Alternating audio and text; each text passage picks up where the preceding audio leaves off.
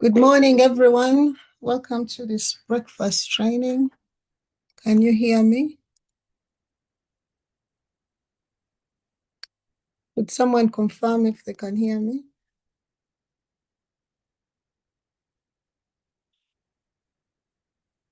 We can hear you. Okay, thank you. We'll give it a few minutes and then we'll start.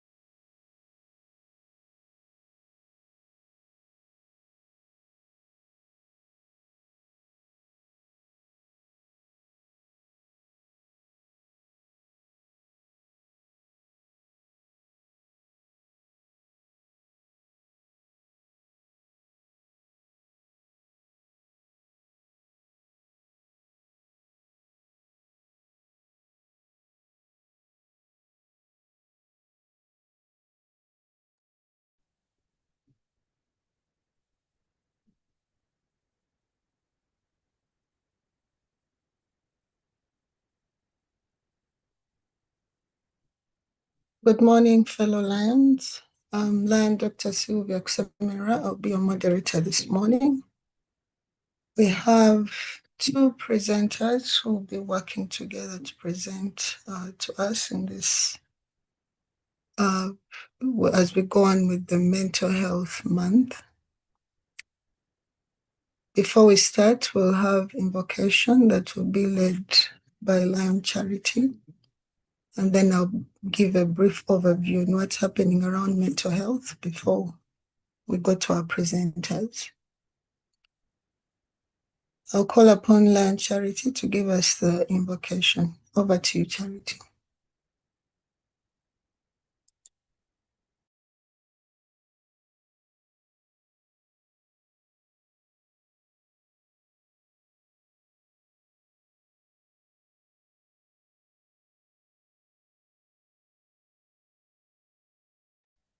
Lion Charity, please unmute and give us the invocation.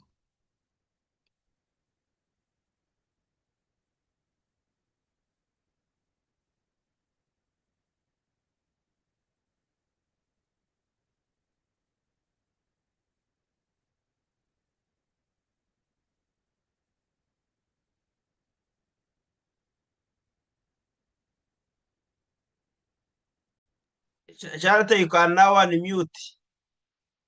She was not able to unmute. Charity.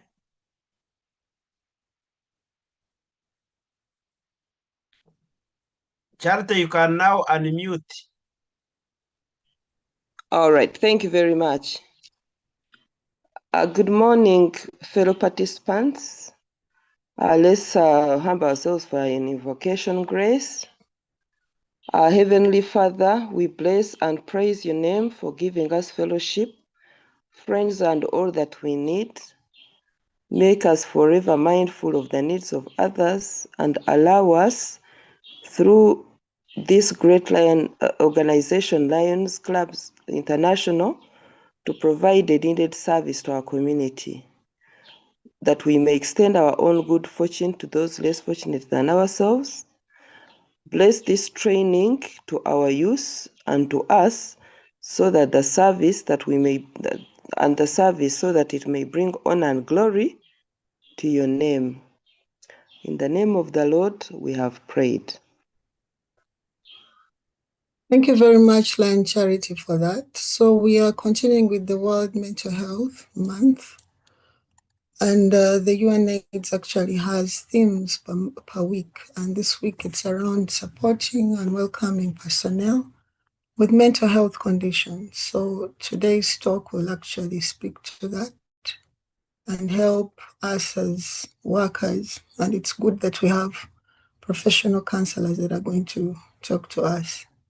So I'll go ahead and introduce our speakers, and then we'll go right into the presentation.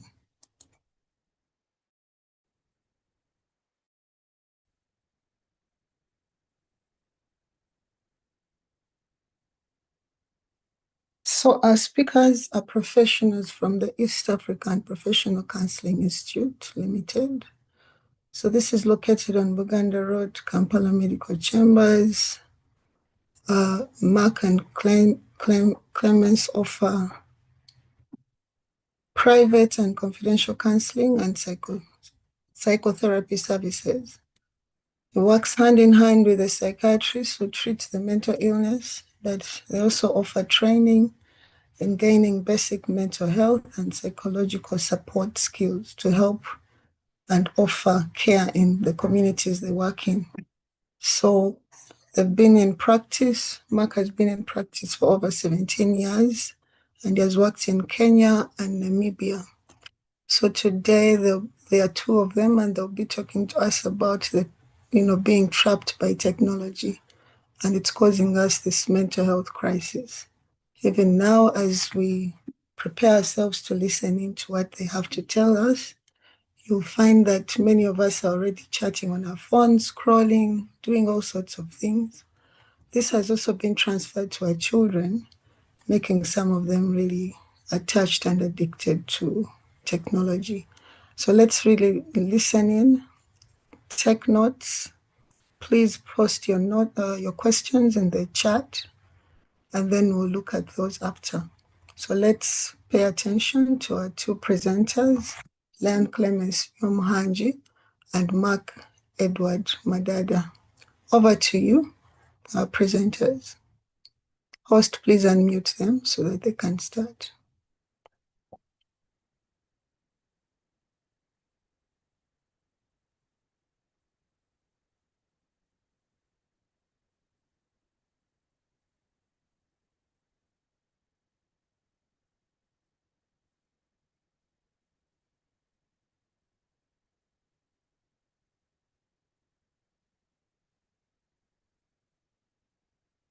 And Lawrence, please unmute our presenters.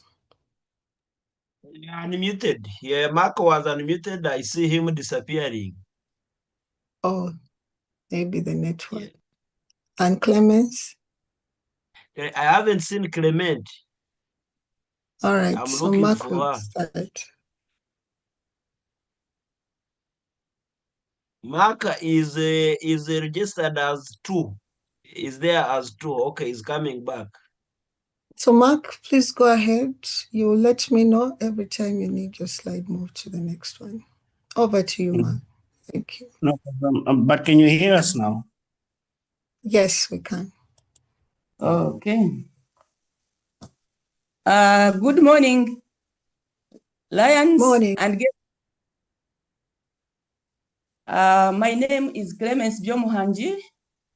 I'm a mental health and psychosocial counseling psychologist and a mental health and well-being convener of Lions Club 411B.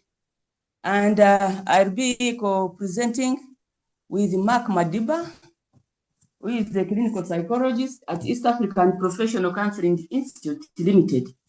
We are pleased to be here with you. Our title today is Trapped by Technology, the Mental Health Crisis. So, as we are all aware, this October is Mental Health Awareness Month. And I thank the Lions of Uganda for the activities they have done in their respective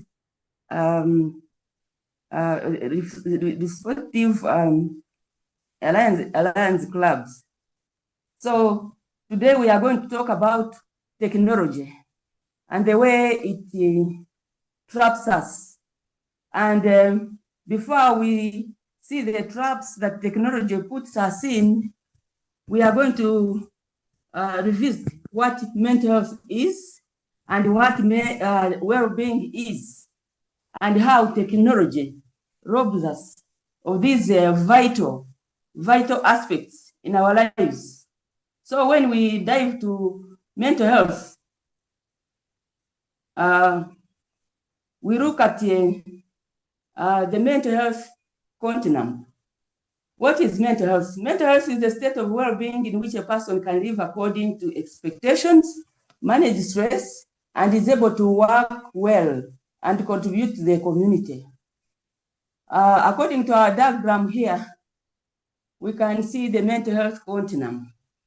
When we look at the green color, we look at a person who is positive, who is thinking right, who is healthy, and who is able to contribute to the society. And then when we look at the yellow, we look at an individual who is less able to deal with the stress.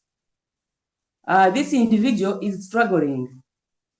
This individual has got life challenges, maybe struggling with the parenting issues, maybe struggling with the job, maybe struggling with other aspects of life that are stressing him or her. And then when we go to red, we can see severe mental illness. This person is struggling mentally. And when someone is struggling mentally, someone is not able to think right. Someone is suspicious. Someone has got irrational beliefs about himself and others. And someone causes pain to himself and pain to others. And then this persists for some time. And when someone is healthy in green, this person is prosperous. When someone has some stress and is less able to deal with it, then this person is struggling. That's why the need of counseling and psychotherapy comes in. So people who are struggling and they are aware that they have such challenges, when they seek help very early, then they are able to be helped to manage or solve their problems. But when it goes beyond, when the issues are not attended, then these people develop severe mental illnesses. And this is when these people need psychiatric services. That's when some are referred to psychiatrists for inpatient services. And sometimes when they are very severe, these people need rehabilitation. That's why they go to rehabilitation centers so that they can be monitored. Because at this stage, some of them are violent. They can cause pain to others, and they can even cause pain to themselves. That's when such people have got thoughts of suicide. They cut themselves. They can harm themselves, and they can even harm others. Then we have been talking about well-being. Well-being happens when somebody's mental health is okay. Mental health is the foundation of well-being.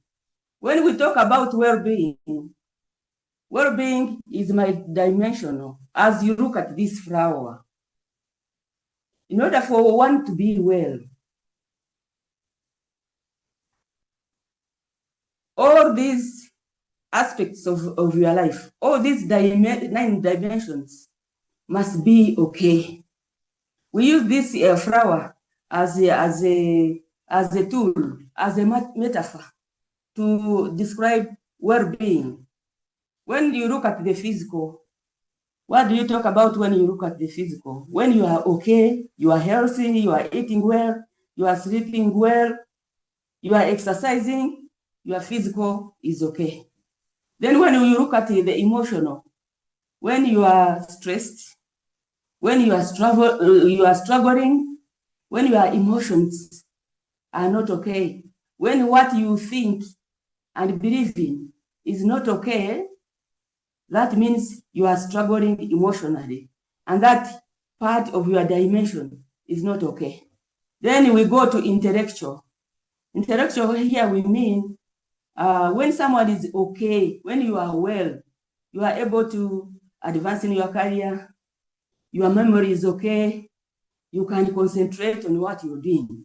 But when it's not, your intellectual is not okay, when that petal, when that dimension of your flower is not okay, then you struggle. Then we go to interpersonal. Interpersonal here means your well-being is not okay, and once it's not okay, you are not able to relate with others. You cause pain to yourself and you cause pain to others. Then culture. We all want identity. We want to identify ourselves with our cultures, with our background. The moment you don't have any identity, you struggle, because every human being wants to belong somewhere, a certain culture. When you understand your culture, and when you feel that you belong to a certain culture, then your well-being flourishes. Then spirituality is very essential in every human being. When we talk about spirituality, sometimes tend to confuse it with religion. Religion is not as deep as the spiritual, because the religion, you can be affiliated a certain religion, but spirituality goes deep into the soul. It talks about your soul. And once your soul is okay, you are able to have hope. And you are able to connect with the supernatural being, so that when you are struggling emotionally, you have faith in something which is above you. And then you pray. That's when you have prayer. That's when some people meditate, so that they can get healing of their souls. Most of us struggle because we have wounded souls. And once your soul is wounded, then your well-being is not okay. Then environment. When you look at the environment, we look at the simple examples. When you are staying in a quiet environment, which is noisy, which is unsafe, it affects your well-being. You can't sleep well. If you are spiritual, you can't pray well because there is no noise around. Then when you look at the financial dimension, most of us struggle with finances.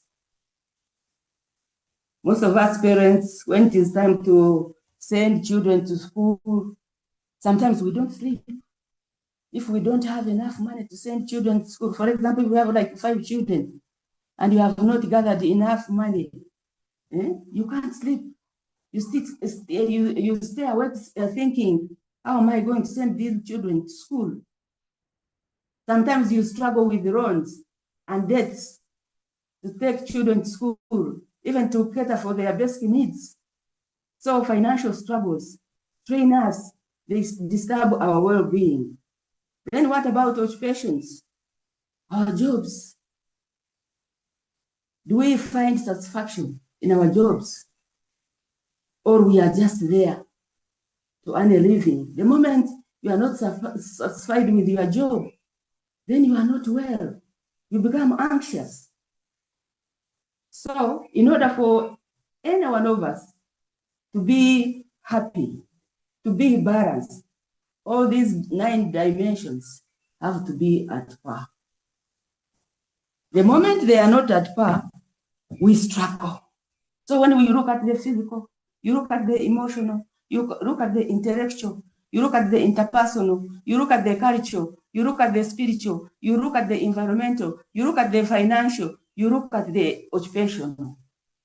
And then you ask yourself, I want all of us to ask ourselves as we look at these dimensions today, and ask ourselves 2 questions.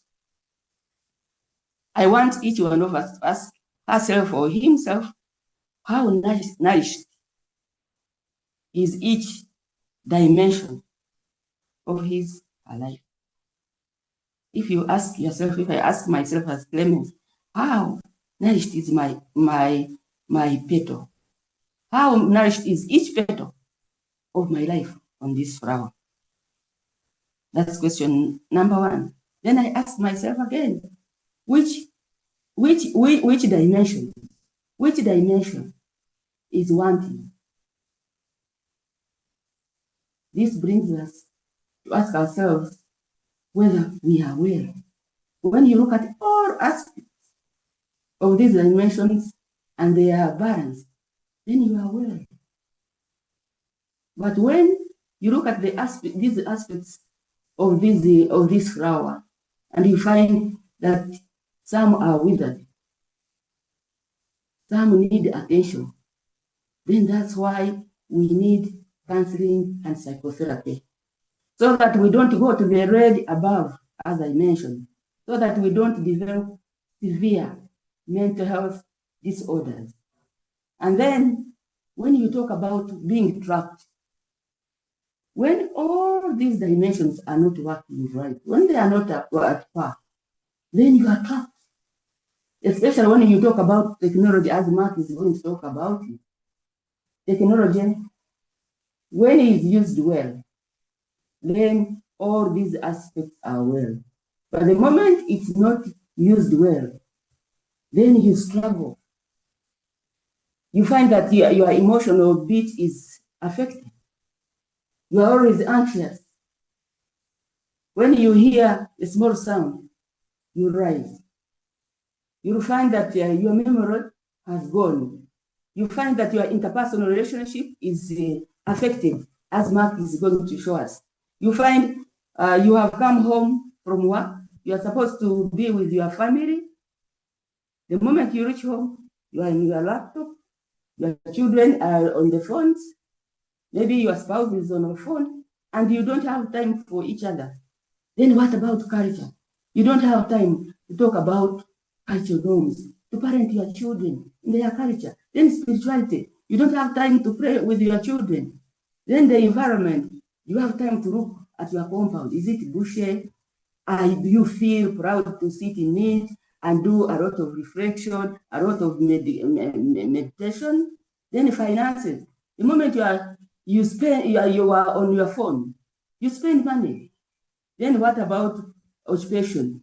When you are always occupied by your occupation, you come home, for example, you should be relaxing, attending to your family. You are on your laptop. You have come home with your work. That shows that you are trapped by technology, and then you struggle, and then those around you also struggle. So with this, I'm going to hand over to Mark so that he can take us through the process of when we misuse technology and we get trapped. Over to you, Mark. All right.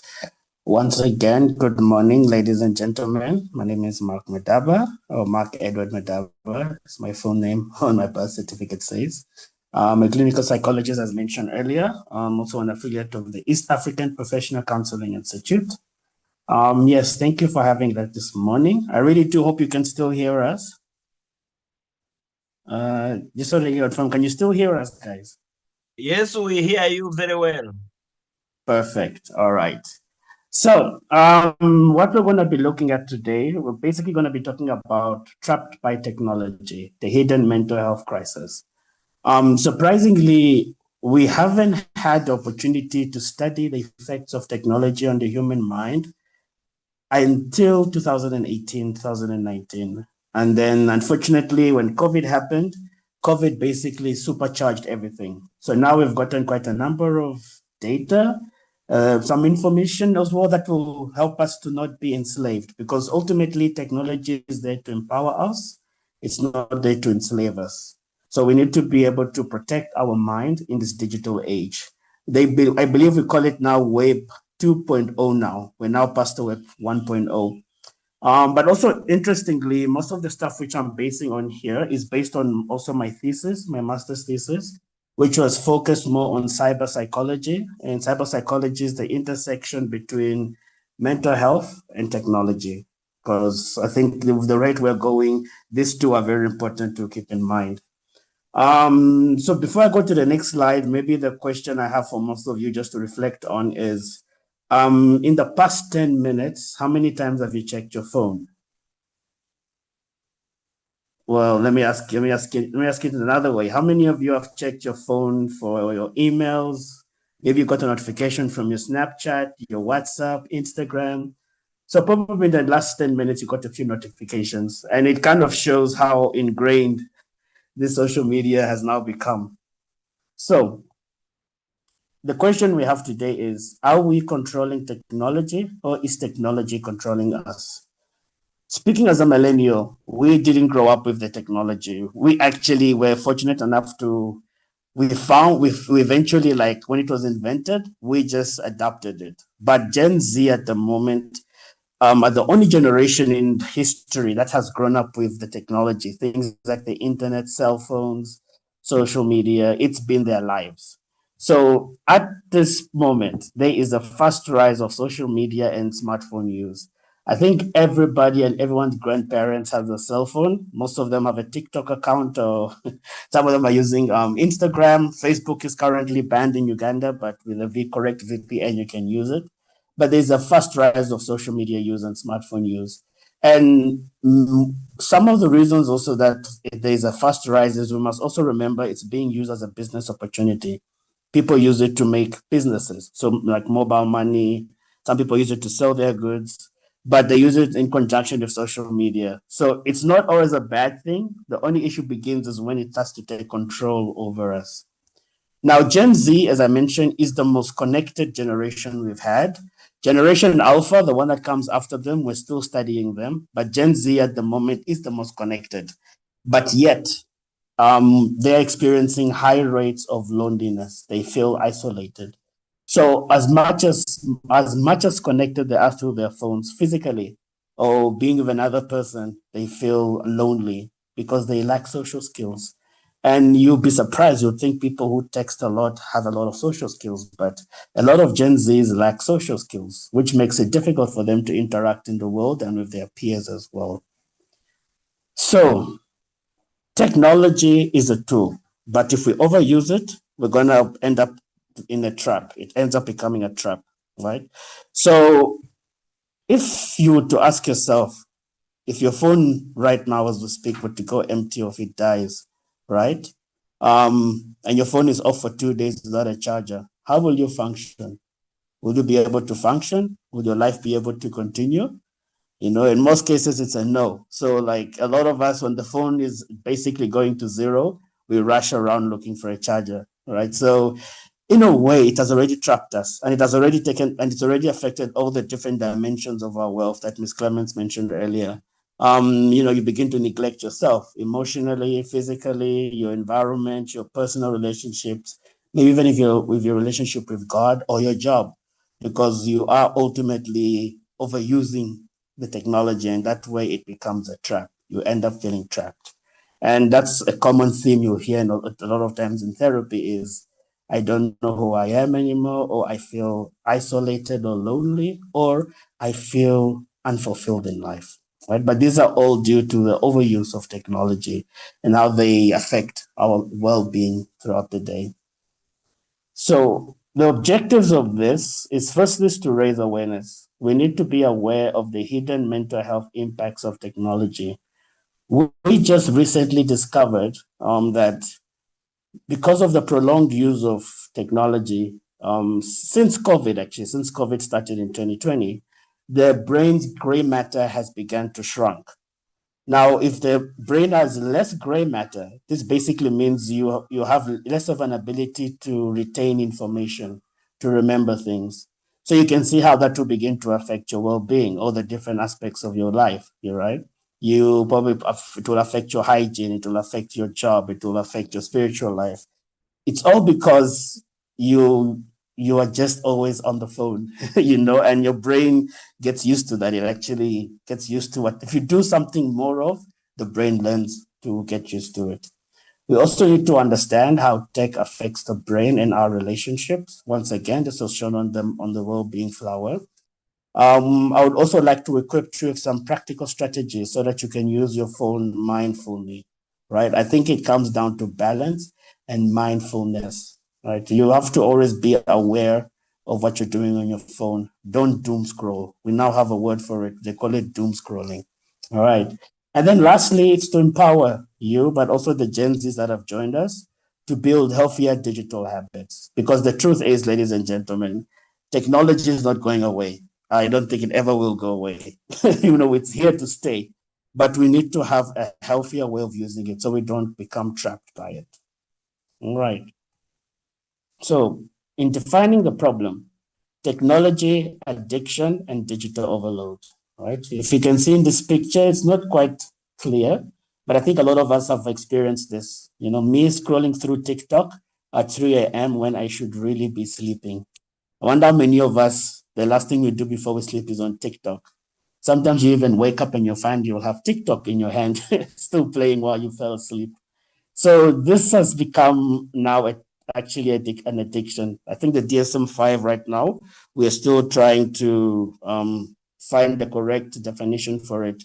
But at the moment, yes, we are having a serious mental health crisis because of overuse of technology, and we've become addicted to it, very much dependent. Tech addiction basically means there's a compulsive use despite the harm. Now, think of it this way. We all know that texting and driving is illegal. Talking on the phone while you're driving is illegal and very dangerous, and it can cause a lot of harm. You can get into an accident, you could bump into somebody. But because of the compulsive use, just because you had a ting, just because you had a dip, like ding, you got a notification. A lot of us rush to check the phone, but we don't realize that that is very dangerous because you're putting yourself and others on the road of harm. So that's what makes it a compulsive act. It's like once the urge comes, you are compelled to use it, despite the negative consequences that might happen. Maybe you're even on a date or speaking to your partner or your kids and your phone goes off, you immediately check it. That, to me, I always find it quite disrespectful. But this is what we mean by the compulsive use despite the harm. We use it even though we know other areas of our lives are suffering, or the well-being of our life, of our mental health is suffering because of it.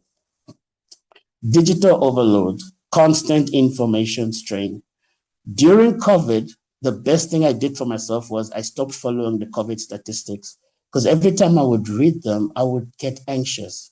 And because I'm feeling anxious, there's nothing I can do about it. Realistically, I can isolate myself from people, but I can't do anything about it. So reading all of these stories, all of these scary things, it's a lot for the brain. It's a lot for us to process. I mean, just emotionally alone, dealing with anxiety itself, it's a huge strain on the body.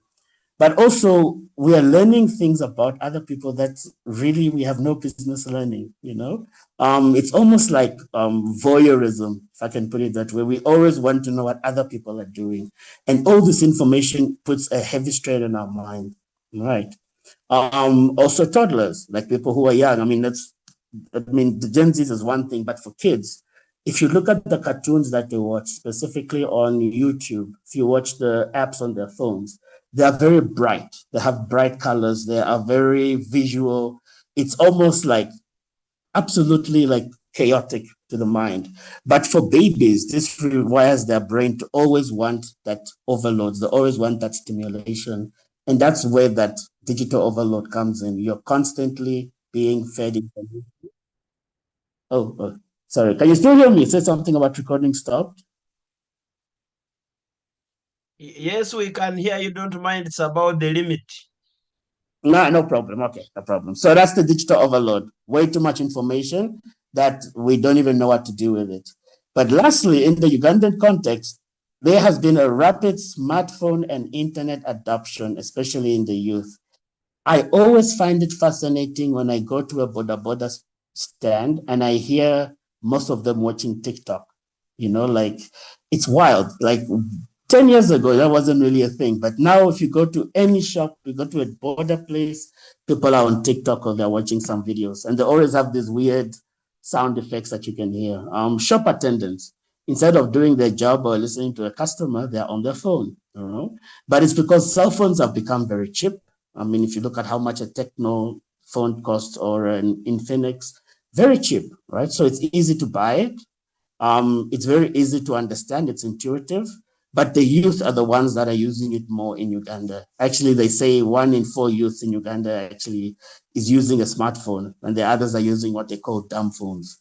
But dumb phones, don't worry about it. That will come a bit later.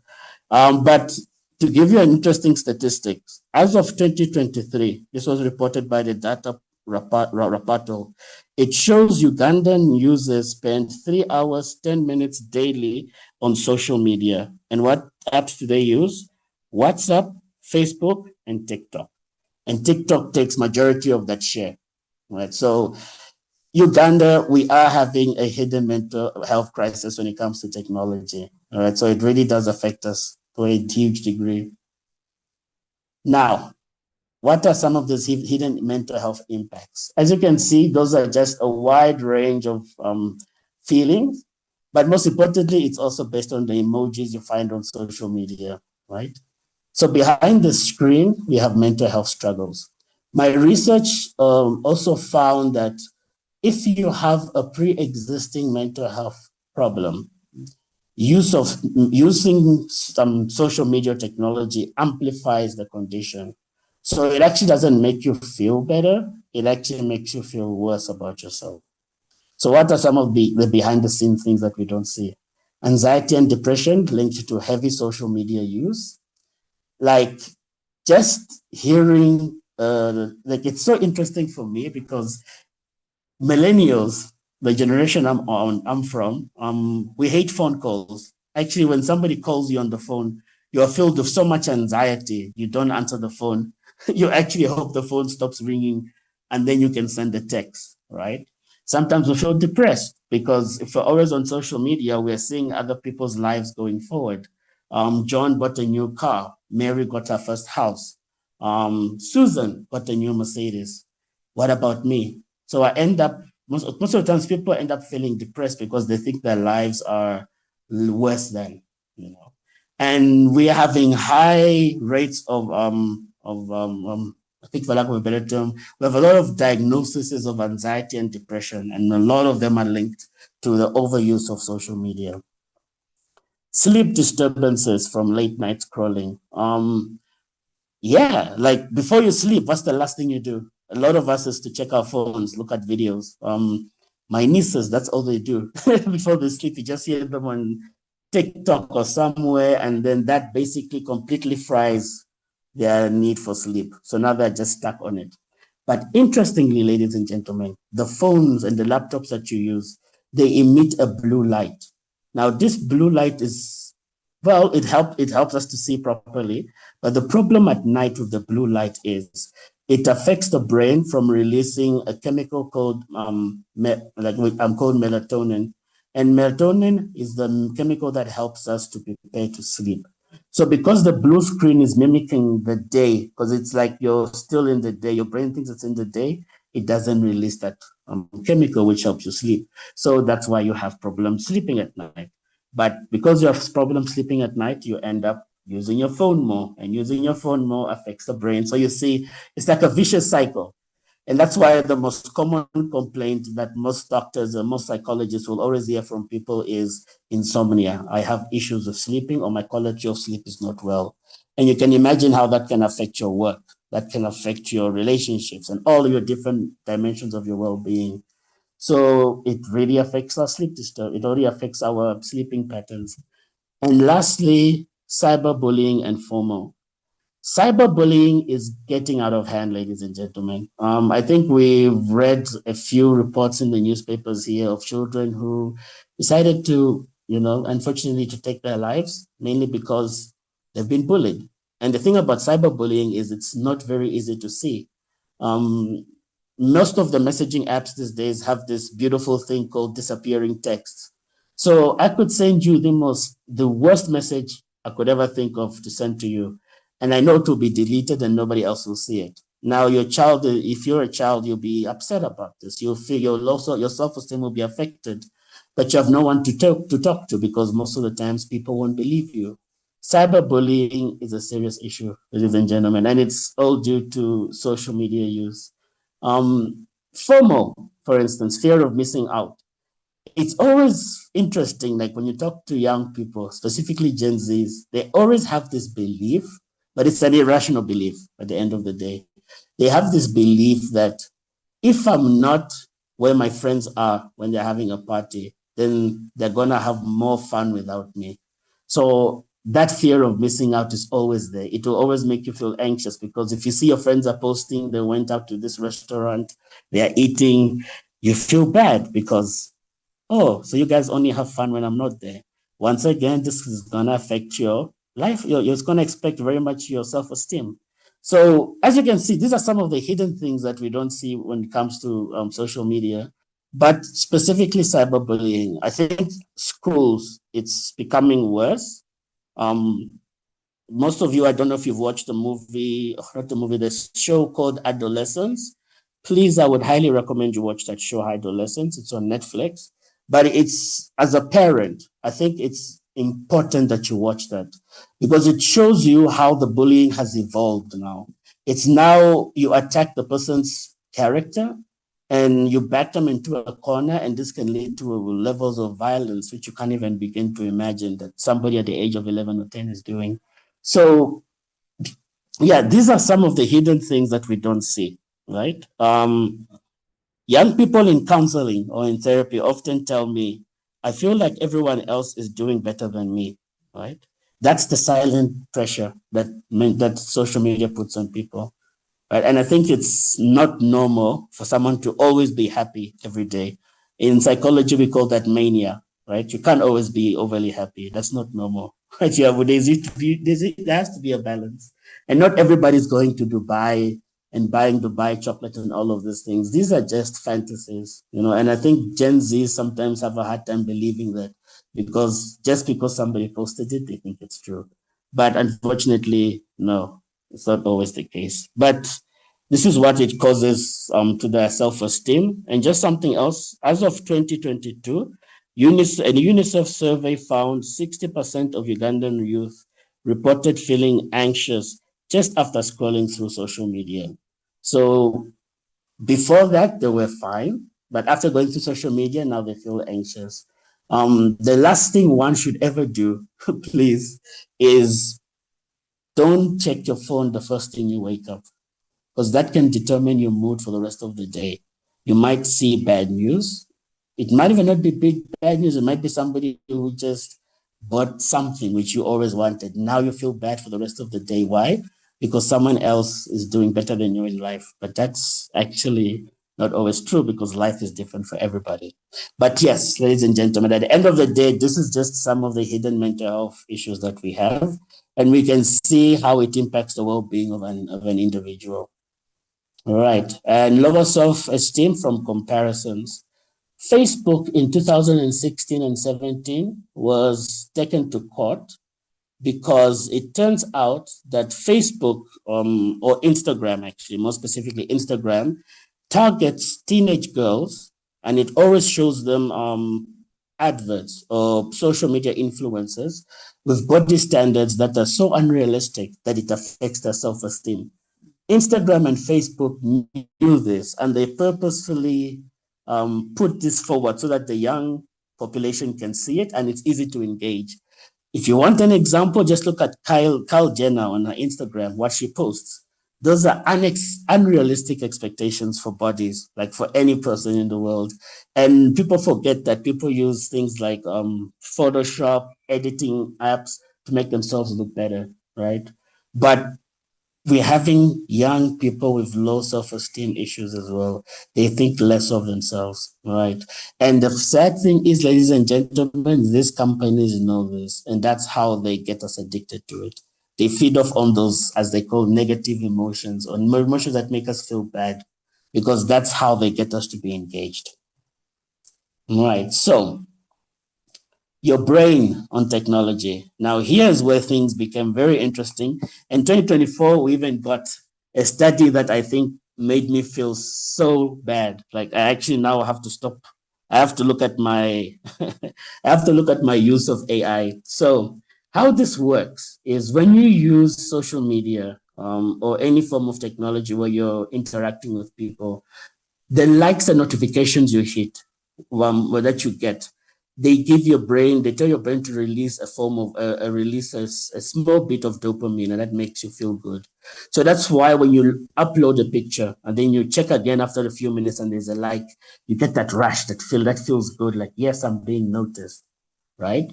Or sometimes you look again and then nobody liked your picture, so you're gonna feel bad, right?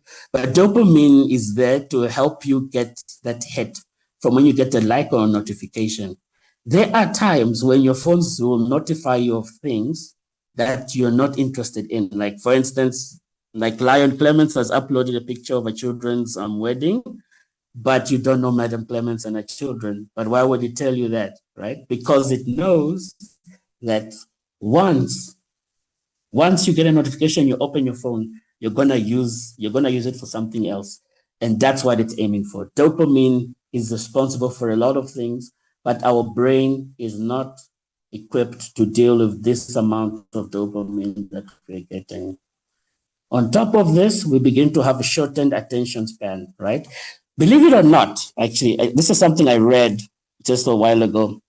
Our memory, studies have shown that the average human attention span has dropped from 12 seconds in 2000 to just 8 seconds a day. That is shorter than a goldfish, guys. Like, concentration amongst Gen Zs, as most of you have probably seen or worked with, it's very low. Like, if something doesn't capture their attention immediately, they just ignore it. Reading is now boring because reading takes too much effort. Lots of things you begin to see. I think most of you have heard of ADHD, attention deficit and hyperactivity disorder.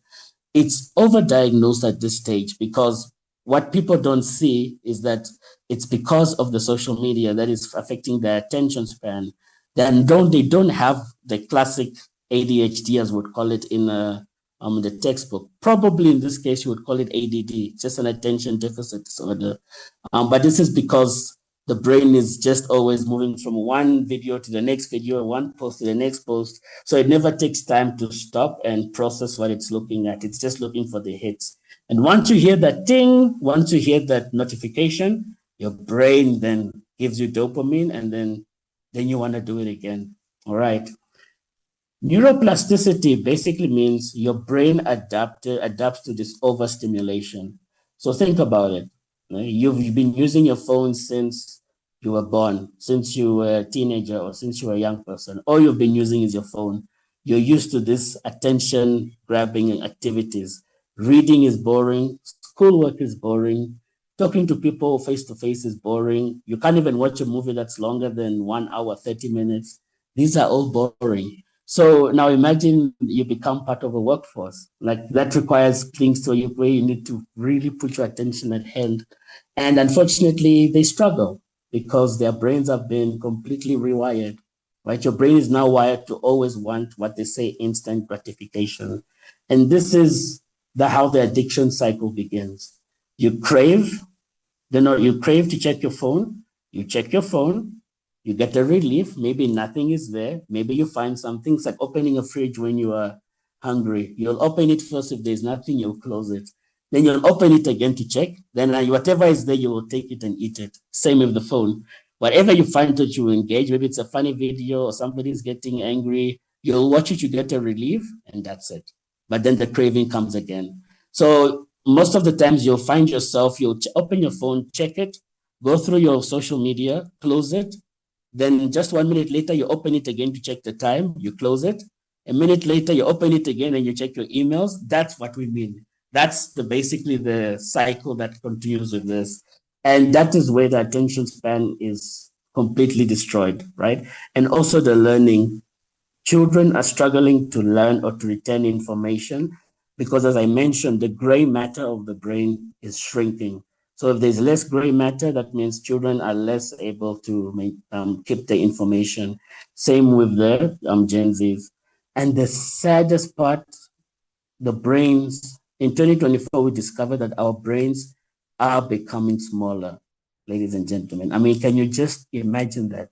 In a span of 5 years since COVID, our brains have become slower, all right? So these are some of the many impacts that this can have on the brain. But we could be here for the whole day, we're talking about the brain, all right? So how about on human connections, right? If you look at this picture, as beautiful as it is, everyone is there. They're technically hanging out or having fun, but they're not talking to each other. They're all just on their phones, right? Does that sound familiar, right? People have very shallow instead of deep interactions. It's short messages. Hey, how are you? HBU or whatever. I can't keep up with all of the terms, but we don't have deep connections anymore. They're all very shallow, right? And that can end up making us feel lonely, right? Reduced empathy from screen-mediated communication, right? It's so interesting that the one thing that makes people engaged on social media is anger. If something makes you angry, if you let you sit on your phone, you're gonna engage with it more. And what this ends up happening is it dehumanizes people, right? It's so sad. Okay, this is probably controversial, but I think even if you look at the Palestinian and Israel situation right now, majority of the world is saying this is a genocide, but the other part of the world is saying, no, it's not a genocide. This is just people fighting for their lands. But it's all based on the narrative that is being communicated to them on the phones. It's reducing our empathy, you know, and this is a very sad thing because if we lose empathy for one another, how do we hope to have human connections? How do we hope to help one another? Right? And empathy is a very good sign of human emotions or good well-being, right? Increased isolation, despite high connectivity, as I mentioned earlier, we are very connected, but we are very isolated as well. And lastly, family and friendship strain, as seen across Uganda, right? The cultures as well. Our cultures are slowly disappearing because we're all on our phones, right? When you had your supper or dinner yesterday or a few days before, how many of the people you're eating with were on their phones? Right? It's something just to think about because that's the cost on human connections, right? We can all be in the same room, but we're talking to people far away. So our family structures, our friendships are slowly eroding away. The social fabric of our society is slowly eroding away because we are overly too connected, but we don't have deep interaction. So this is basically the impact on human connections. Right. So the bigger picture, the World Health Organization says 1 in 7 adolescents globally faces a mental health disorder. Uganda has a rising smartphone use among urban youth. Limited mental health resources in rural areas equals to higher vulnerability. So 1 in 7 adolescents globally, right? But there's a higher use of smartphones. So what does that tell us? If there's limited mental health resources, they're going to have a hard time in life. Things are going to be very difficult, right? And mind you, it's not just social media. Don't forget the gambling as well. Gambling has now become a serious problem in Uganda. Mobile gambling, soccer gambling, all of these things, the effects are slowly building up. All right. So, ladies and gentlemen, this is the part where I'm going to ask you just a few questions, and this is just for you to check in, right? First one, in the past, you can even think of your children, but maybe use it for yourself for now and then use it for your children. Have you been neglecting your school, maybe your work or relationships because of overuse of technology? Do you maybe make plans with people to meet, but then somehow you forgot because you had to watch this wonderful clip on your phone, right? So are you neglecting your schoolwork? Are you neglecting your work, or are your relationships suffering? Do you feel anxiety without your phone? We call it nomophobia, right? We have a name for it now, nomophobia. And before this, we called it the phantom phone syndrome. This is what happens when you fill your pockets and you realize you don't have your phone, when your heart skips, that feeling you get in your heart, like, oh my gosh, where's my phone? That's nomophobia, ladies and gentlemen. That's how trapped we've become, right? Like the moment you can't find your phone, it's almost like the end of the world, right? If you can't charge your phone or use your phone, you're filled with so much anxiety that it becomes overwhelming. And if you have a lot of anxiety in your system, your body is going to release cortisol, which is a hormone, which is just a stress hormone, which just makes more complications as well. And lastly, do you always feel tired, right? Do you have less hours of sleep? If you answered yes to one of these questions, then unfortunately, ladies and gentlemen, you do have signs of tech misuse. And in most cases, it is affecting your mental health. All right. Yes. All right. All right. So, oh yeah, before I forget, constant comparison and low mood, right? Because as I said before, someone bought a house, I'm still struggling to find a job. I'm going to feel bad about myself. So yeah, any one of these, if you always feel worse after you use your phone, you are also misusing your phone. So we need to have a look at that. All right. So what can we do? What are some healthy habits we can do? Right. And this, once again, is coming from some of the research I've done and some of the research I've seen. First and foremost, in taking control, set screen time limits and app timers. The phones that you have, your smartphones, some of you are using it to watch this video as well. Every phone company, Apple, Samsung, Huawei, Tecno, all of them are required by law in the UK or in Europe, the EU, that they have to put digital well-being as a first and foremost on their phones. So digital well-being basically means, yeah, check on the time, not check on the time, sorry. It will say stuff like you've been using your phone 3 hours less. Yay, congratulations, That's good, but it doesn't still solve the problem because people don't have control. That's how addiction works. But the first thing you can do is you need to set screen limits and app timers, even with your kids, right? They will throw a tantrum, of course. That is okay. That's what kids do. They'll be angry, but it's for their benefit. And timers can be just like 1 hour, or you can even use parental controls. Most of the phones we use today have parental controls, but taking back control starts with setting screen time limits and app timers. Secondly, practice mindful scrolling. Endlessly scrolling on your phone just to kill time is called doom scrolling. And it's giving people now what we call TikTok brain. Ladies and gentlemen, if you have time, please look up what TikTok brain is. You're going to be you're going to be shocked. Very, very, very shocked. Sorry, I was just reading something now. Yes. So doom scrolling is giving us a TikTok brain, as we call it. And as we know, TikTok brain means you have a less attention span of like 5 or 6 seconds. So you're like a goldfish. So please practice mindful scrolling. There's a gentleman called Raz Lambo. He is the one who invented what on the phone, which we call the infinite scroll, where you scroll the phone up and you just follow it, right? He's now the biggest mental health activist against phones. He's telling everyone he made a mistake. He didn't mean for it to become addicted, because what he realized, and what we've also realized, when you are on TikTok or any social media platform, you're scrolling up. That action of scrolling up is very similar. It's very similar to a gambling house. In the gambling house, you have a roulette, the slots. or you pull something and the thing spins. That's social media. It's basically like you're gambling. And instead of winning money, you're hoping to win to something that will keep your attention for like 5 or 6 seconds. So it's basically affecting our brains like gambling. So please practice mindful scrolling. Always have an intent of what you're looking for when you're using your phone. All right. And only do what you're going to do and put the phone away. Another thing you can do. Oh, sorry. I don't know why it is. There we go. Tech-free meals and bedrooms. If you guys are having a meal, no phone should be on the table. If you go to bed, and it's a very simple thing, well, any of you can do it. In your bedroom, put your phone in another room and sleep, right? I can promise you your quality of sleep will improve dramatically, right? Do not keep your cell phone in your room.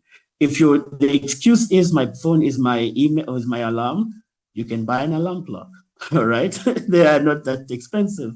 But I think keeping the phone from your bed, it's a good way to allow you to sleep, because while you're sleeping, you could hear the ding, then you wake up, you check it, it's 2 a.m., now your sleep is disturbed, all right? So have tech-free bedrooms, but also when you're eating a meal, don't have your phones around, or don't all of you be on your phone taking image pictures, because you miss out on the importance of the talk you have with people.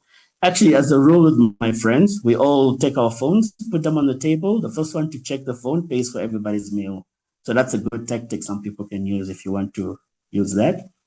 Schedule digital detox days. My detox days, I make them on Sundays, or I try to make them on Sundays. But have days where you just don't use any form of technology, or like even 6 hours of no technology, 1 hour of no technology.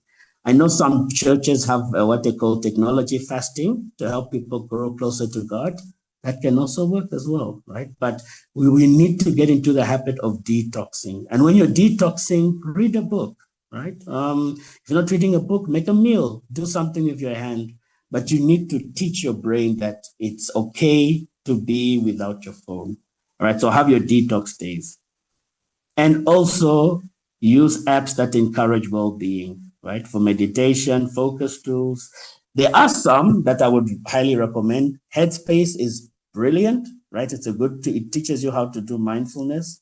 I have one called Daylo. Daylo basically does randomly, doesn't tell you when, but randomly it will ask you about your mood, what you're doing, and it takes a picture. Then at the end of each week, it shows you what you've been doing for the whole week.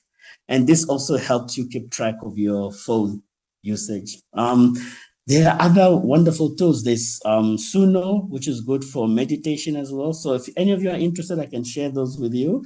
And there are also some that help limit the overuse of your phone. And please, if by some reason you need to use your phone at night, use the night light of your phone. It's there. Every smartphone has it. It's called the night light. It turns your screen into sometimes red, or it changes the color so it's not a blue light. That can also increase your sleep significantly. All right. So please don't feel bad if most of this applies to you. There is help that you can get. You know, just like anything in this world, I like to always tell people, you are never alone. You are not alone. All right. Some places you can find support. We have school counselors and peer support groups. That's very important for children, for young people in school, specifically with the cyberbullying. You know, they need to feel comfortable to speak up because bullying is becoming a serious problem. We have Ugandan mental health NGOs and hospitals. So we have Uganda mental health NGOs and hospitals like Tabika. We also have other NGOs, I think, quite a few of them if you're looking for that. But also you can come to the East African Professional Counseling Institute. We also do offer counseling services. And so the help is there, ladies and gentlemen. Community leaders and religious institutions. I know some of you fall under this category, so please, let's help the young people. Believe it or not, we don't have third spaces anymore. Third spaces is just basically areas where young people can meet and just be connected to each other. This is not a club. We're not talking about a club. Something like a community hall where people can play games, a place where kids can go and just make some barbecue or something. Those are gone, ladies and gentlemen. Remember malls? Even malls, like we don't use malls anymore as we used to. We order everything online. So we need our community leaders and religious institutions to give children or to give the youth something they can do so that they're not always on the phone. Crisis helplines are available, right? So you can get one, but the Ministry of Health does have one as well. And also professional counselors, both in private and public facilities. There are quite a few of them. Ms. Clemens does run one as well, that I'm a part of, the East African Professional Counseling Institute. But you're not alone, all right? The help is there. You can do something before this becomes very difficult. It makes your life more difficult than it has to be, all right? So some key takeaways. Technology is powerful, but misuse harms our mental health. The brain and the relationships are deeply affected. Awareness and healthy habits helps us to build resilience. And each of us can choose to use tech mindfully. It's always a choice. So self-awareness, I always like to break it down like this for clients. When you break down self-awareness, the A helps us to acknowledge. The W helps us to witness it. The A helps us to assess it. The R helps us to reflect. E helps us to examine. N helps us to navigate. E helps us to elevate. S, we sharpen. And if everything works together, we sustain it. All right.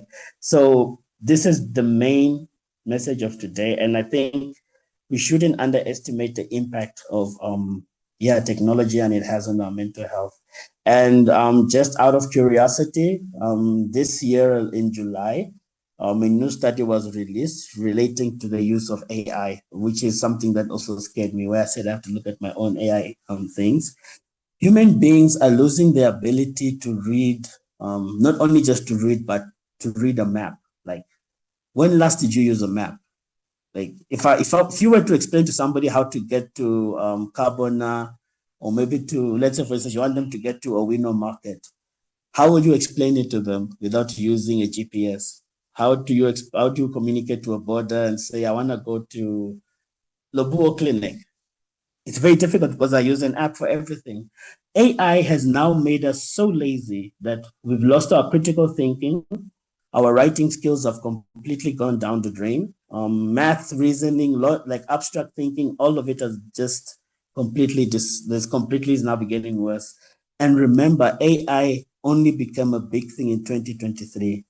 So if you look at the time frame and what's happening, we need to do something, ladies and gentlemen. And AI is not going away. We just have to learn how to be more mindful with it. So just a call to action. What can you do as an individual, as you're sitting here speaking? What can you do? First, reflect on your own tech use. Check your digital well-being function on your phone. It's there. If you have a smartphone, it's definitely there. Check it. It can also help you to tell you which apps you should maybe spend less time on. All right. Try one new healthy habit this week, something different, right? I'm trying to walk, even though I don't enjoy it that much, but let's say it's a bit healthy, but try one healthy habit every week. Could be gymming, could be maybe drinking more water than usual, anything, just as long as it's a new habit. Why this works well is it helps your brain create new pathways for you to focus and to increase your concentration. So it has benefits, and learning something new helps us to produce serotonin, and the feeling of accomplishments gives you a natural form of dopamine as well. Share this awareness with a friend or family member, right? Because it's just a lack of awareness. And Samsung, Apple, Facebook, they won't tell you these things. They don't want to, because they need to make money, and it's not their fault. They want to make money. So I think it falls to us to educate those around us, specifically our Gen Zs and Generation Alpha. Because Generation Alpha is also going to be a big problem. As I've seen, a lot of Generation Alphas are brought in for behavior problems, but I always find out from them that these are just withdrawal symptoms. Just like if an alcoholic stops drinking, they go through withdrawals, they begin to shake, shiver, they become agitated. That's what we're seeing in young children these days. If you take away their phone, their Cocomelon, they actually begin to act like an addict in withdrawals, throwing tantrums, screaming, shouting, breaking things, making threats. So as you can see, this is beginning to get a bit worse. So help spread this message, help to share awareness with a friend or family member. All right. And join community efforts for your digital well-being. All right. Ms. Clemens showed us the flower of well-being, the different dimensions. Remember, you're looking for balance. So when you look at the well-being flower, try to find areas that are maybe not as well optimized as possible. Like I personally, my individual side is very high, but my interpersonal might not be that well, or my community or culture is not that high. But that means I can use my time to try and improve those scores, not to be perfect. It's not about being 100% perfect, but it's to create a balance in your life. All right. So I don't know in times, is there any questions? I invite you for any dialogue if you have. Remember, no question is too small because this affects every single individual. All right, so the floor is now to you if you have any questions or any thoughts.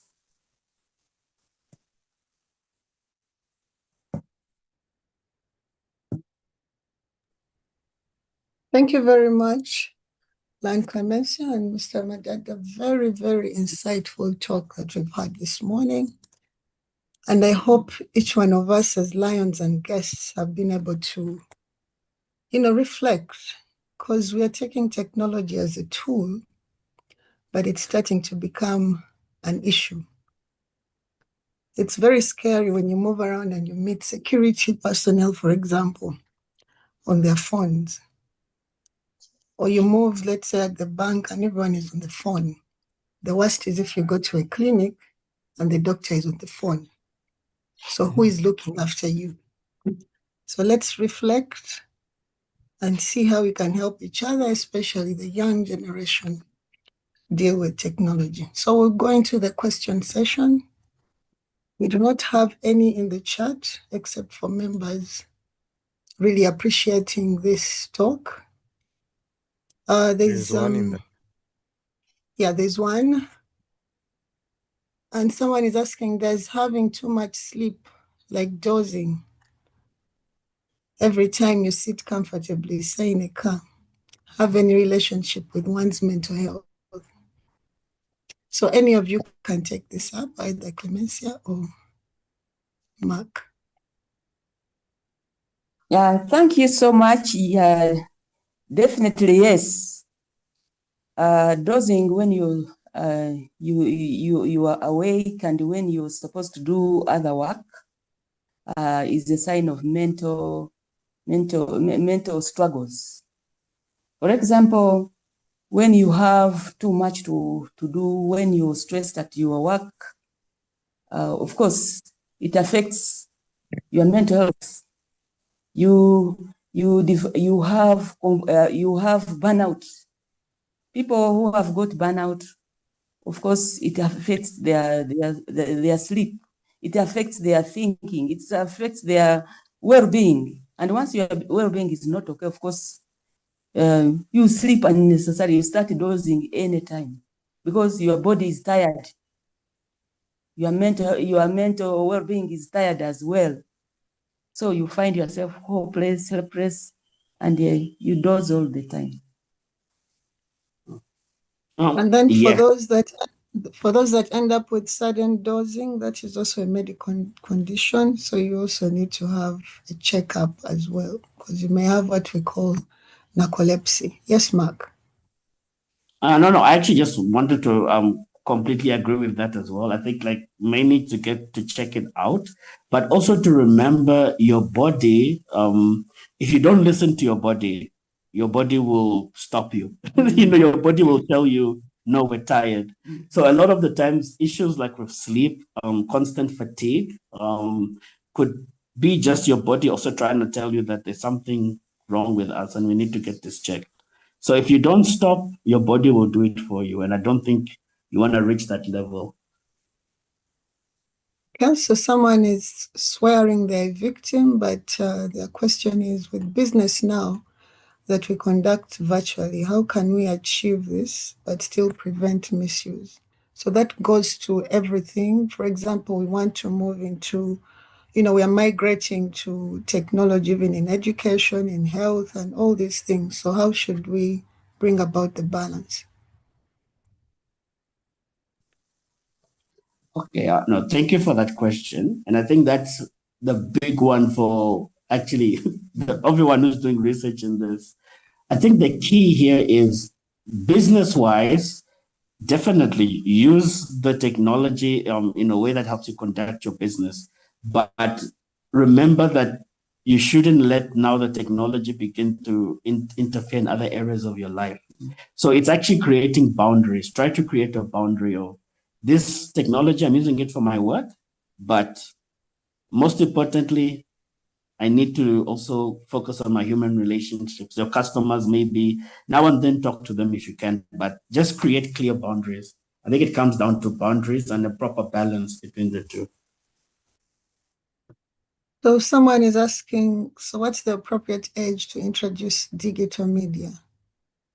For example, the phone or tablet games or learning material to a child? Well, you won't like the answer, unfortunately. You won't like the answer, but generally speaking, they say above the age of 6. Some will say probably 10 or 12. That's when they should get their first phone, but ideally not below the age of 6, over the age of 6. The reason for this is that when you introduce it when they're under the age of 6, their brain becomes overly stimulated. And if the brain is overly stimulated, it doesn't develop properly. And if it's not developing properly, that means the child will miss their milestones that they're supposed to hit. For instance, like you'll even find out that kids naturally, when they see other kids, they want to play. You begin to notice your child just wants to be on the phone, or they become overly clingy. So I would say after the age of 6, but to be safe, graduated from school, but I mean, in this day and age, technology, we do need to communicate, but please, after the age of 6, not lower than the age of 6. And I know the temptation is the kids are very difficult to manage. And if you give them the phone or tablet, it keeps them quiet. But that's teaching them it's not a very good way of teaching them emotional regulation. So yeah, I would say under the age of 6. So they're also asking, what are the mental signs that a child is getting addicted? Many times it masks as improvement in comprehension and skill learning, masking that time when they should advise the child to stop. So what are some of the signs for children? I think the first one to look out for is the temper tantrums, issues of regulating their emotions, especially anger or irritation if they're not getting their way. That's the first warning sign. There, I think you need to stop and we need to reevaluate a few things. So if they are having temper problems, behavior problems, that's another warning sign. Another one is if they go into a trance-like state when they're on the phone.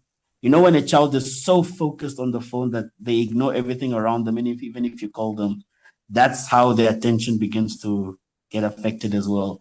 So for now, maybe for the purposes of this, watch out for those reactions, temper tantrums, anger outbursts when you take away the phone, but also, most importantly, keep an eye on how they react when they're using the devices, trance or things like this.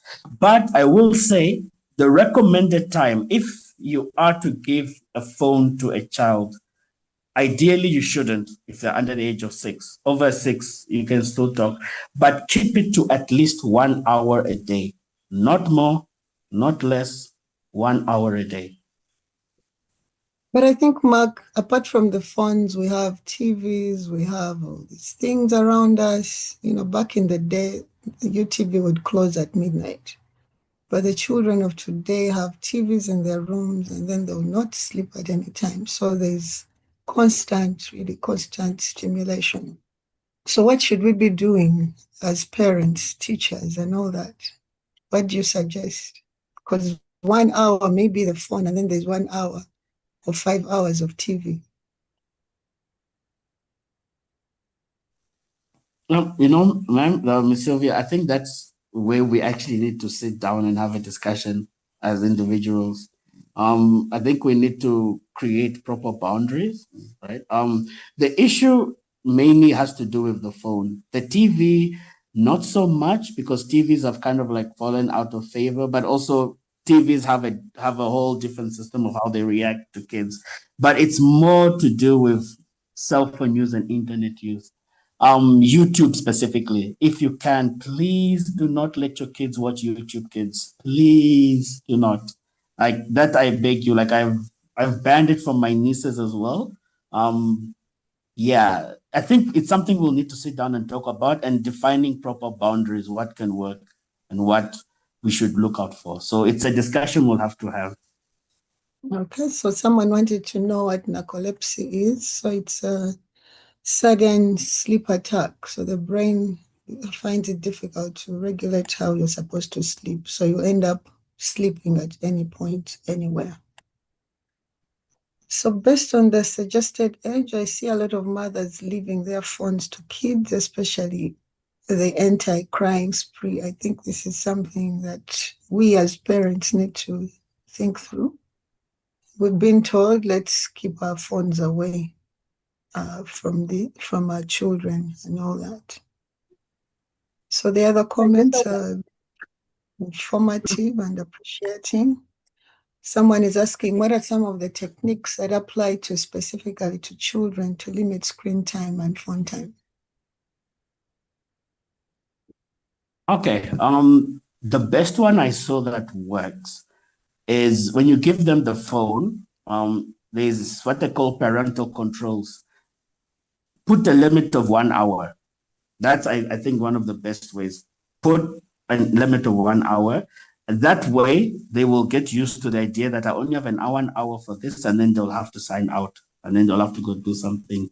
Another technique you can do is spend time with the kids. I know that sounds kind of like obvious, but I think do more activities with the children, like make puzzles, for instance. I don't know, when was the last time you played like puzzles with your children or kicked a ball with your kids? Read books with them. There are different tactics. It's kind of like we now need to learn how we need to unlearn what we're doing now so that we can learn what we used to use when we were back in the day, like just teaching them how to things outside of the technology. But I think my favorite technique is keep it to 1 hour a day if you have to. And after that, do other activities as well. Buy puzzles, books, coloring things, and if it helps, I think it's Mr. or Mrs. Aylor. Believe it or not, Mark Zuckerberg, Steve Jobs also at the time, but now it's Tim Cook, Jack Dorsey, Elon Musk. You know what all those people do? They are the creators of these technologies. They don't allow their kids to use it at all. Like they completely refuse to. So that should tell you also everything you need to know because they know it as well. But for them, none of their childs have iPads or anything like that because they know exactly. So quite interesting. So one of the things growing up is we spent most of our time outside. But the children of today or this generation will spend most of the time inside. So parents, lions, and guests on this call, please push these children outside to play so that they can limit the time that they have on technology, because what we used to have actually in the past seems to have been better, helped us connect with the people around us, made it easy for us to actually think and be able to use our brains properly. So someone commented that even the TVs that we have these days they're smart and have YouTube. So we may not be stopping anything by keeping them on TVs as well. So another comment is, can instruction or guidelines on sleeping time work? Children switch off everything and switch off the lights. Can that help?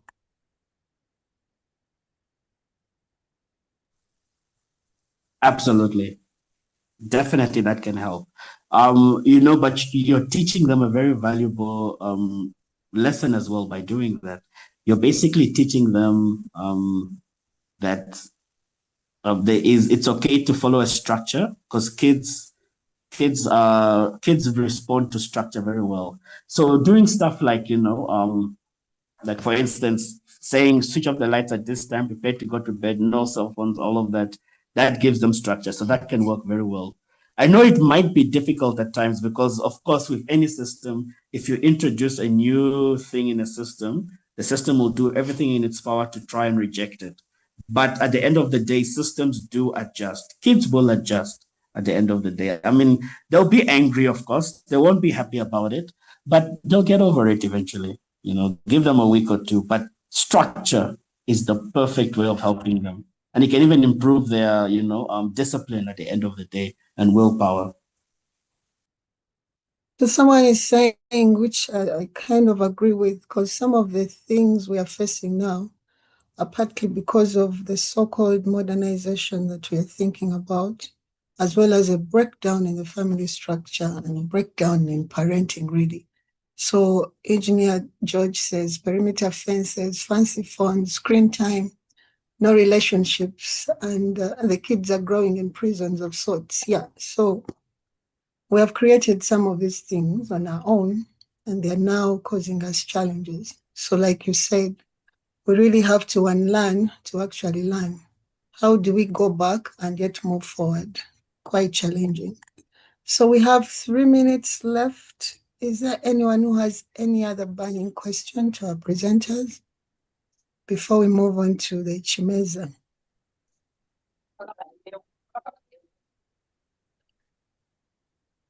So Jennifer is asking, are there any studies that show how soon technology addiction can take to reverse? Is there a way we can, roll back some of these things? Have you come across any studies, Mark? Yes, actually, thank you for that question. There is actually, there is this study that was done by, I don't know how well versed most of you are on YouTube, but there's a gentleman called Cold Fusion.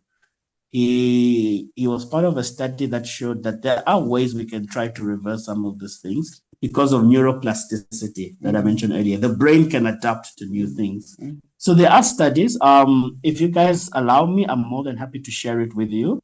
But yeah, actually there are ways. And some of the ways, it's quite funny, but some of the ways is do puzzles, do things that stimulate your brain, like Sudoku, maybe reading a magazine or a book, instead of using a GPS to go somewhere, actually follow directions in your mind, do like structured things.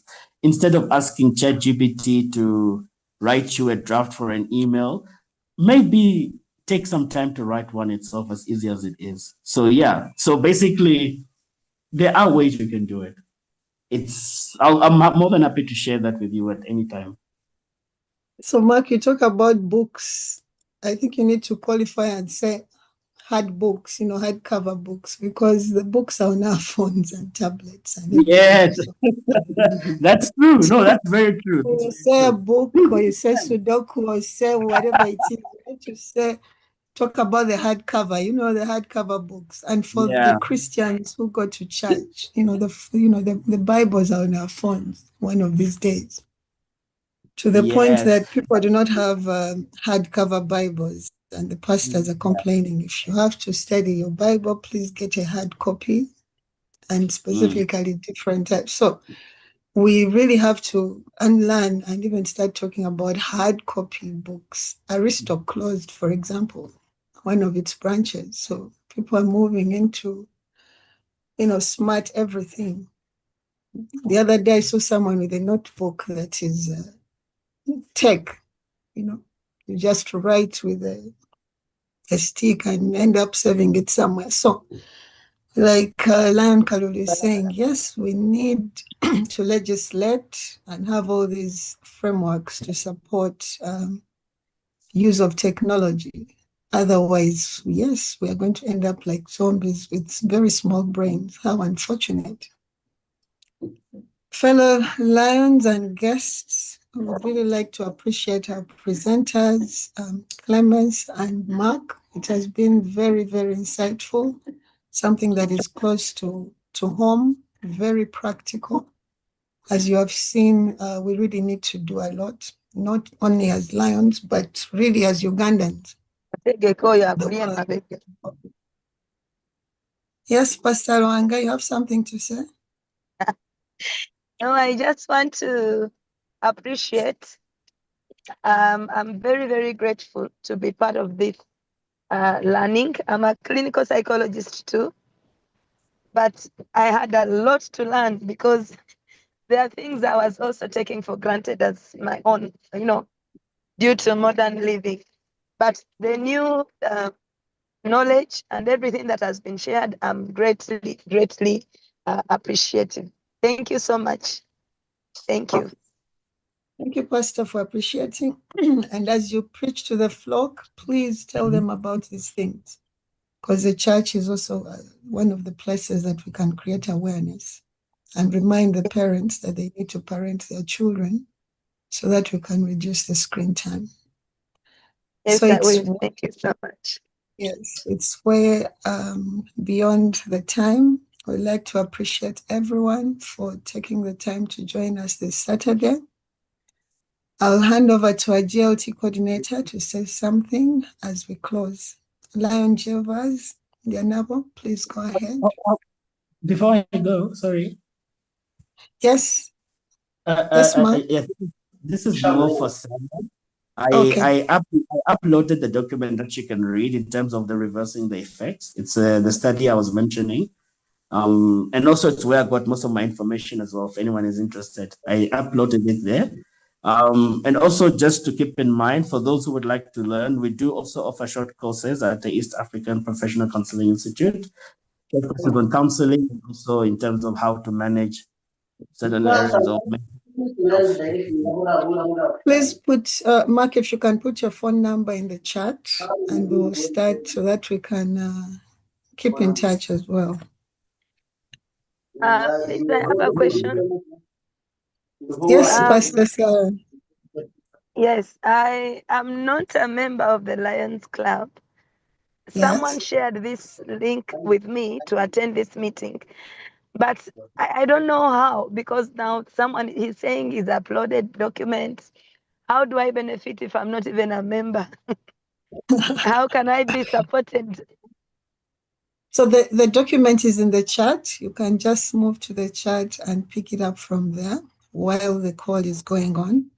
But also Okay. whoever sent you a copy of this call can actually link you up. And if you're interested, you could actually become a Lion and benefit. Yes, you All can. right. Thank you so And much. especially by invitation. So Mark has put his number in the chat. Everyone, please check in your chat. You can access. Lion Gervas. Thank you very much, Ryan Kusemererwa. And thank you very much, our presenters this morning, Ryan Clements and Mark. And gratitude to all those who helped in putting this together, Lion Charity. And we don't take you for granted, Lions, for waking up early to attend to this, but I believe you see the benefit of attending these trainings. It's been a very good learning moment this morning, and we've taken a lot of the skills that we will use in our daily lives. So much to reflect on. And maybe at this stage, we'll ask the Lion Governor to close this session. Over to you, Lion Governor.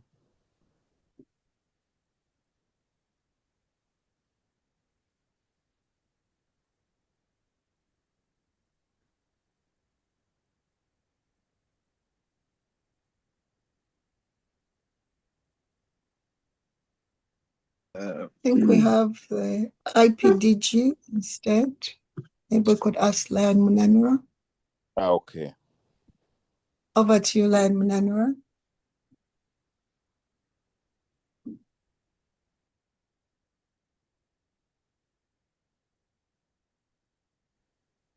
Thank you very much, and good morning, everyone.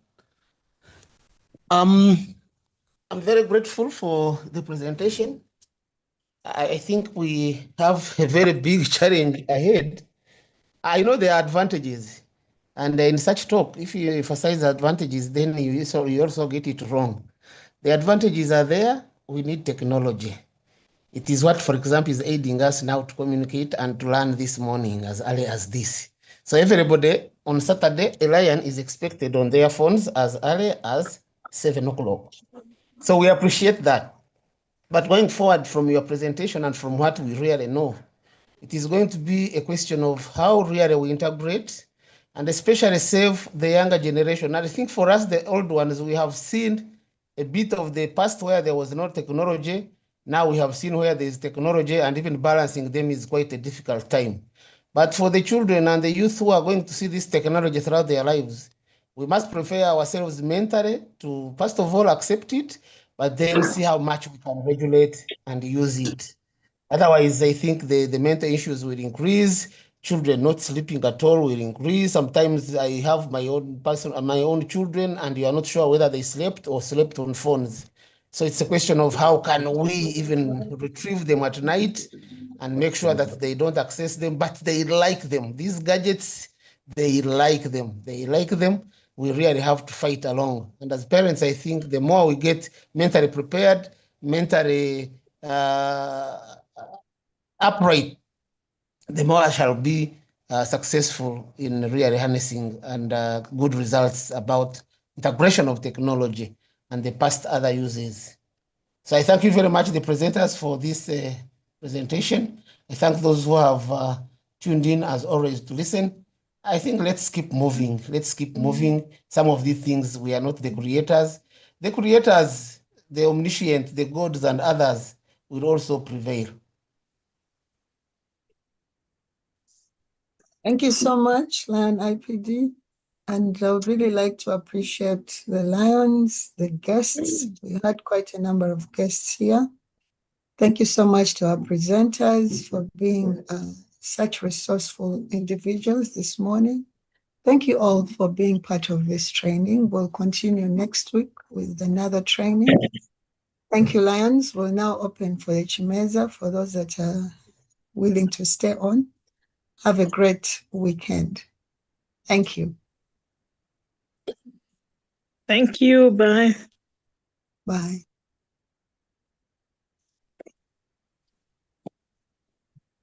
Thank you so much. You're welcome.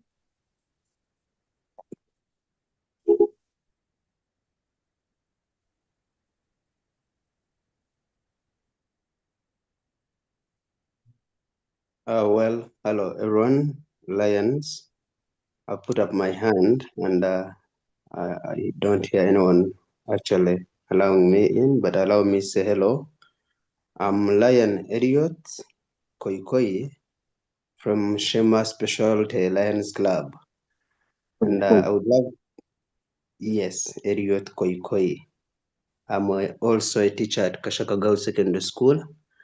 I actually would love to inform members, you can inform others that our president, last night we were coming from the fellowship and her phone was stolen. I believe some of you could be having her number, Lion Maureen, and I never wanted someone to use her phone, convince you, and probably con you, etc.